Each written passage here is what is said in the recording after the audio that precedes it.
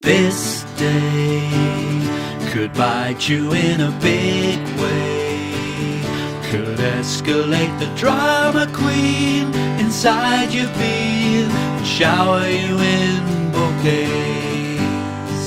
This day could be your cabriolet, could elevate your peace of mind and help you find your very own judgment day. Hooray!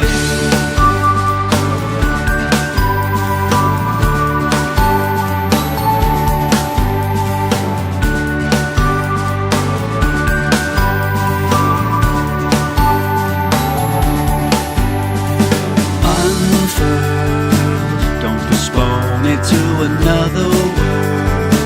No desire for immortality.